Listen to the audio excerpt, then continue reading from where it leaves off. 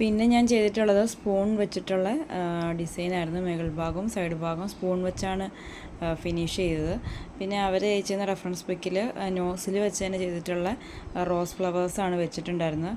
അതുപോലെ തന്നെ നോസിൽ വെച്ചിട്ട് തന്നെ ഫ്ലവേഴ്സ് ചെയ്തെടുത്ത് കേക്കിലേക്ക് വെച്ച് കൊടുക്കുകയാണ് ചെയ്തിട്ടുള്ളത്.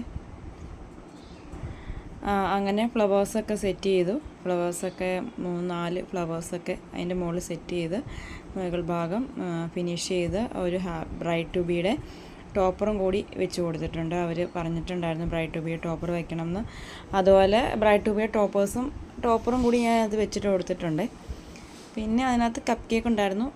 സെയിം നോസിൽ വെച്ചിട്ട് തന്നെ കപ്പ് കേക്കും നമ്മൾ ഫിനിഷ് ചെയ്തെടുക്കുകയാണ് ചെയ്തത്. ഇതായിരുന്നു അതിൻ്റെ ഫൈനൽ ലുക്ക്. എങ്ങനെയുണ്ട്? എൻ്റെ വീഡിയോ ഇഷ്ടമാവുകയാണെങ്കിൽ എല്ലാവരും ഒന്ന് സബ്സ്ക്രൈബ് ചെയ്ത് സപ്പോർട്ട് ചെയ്തേക്കണേ. Thank you.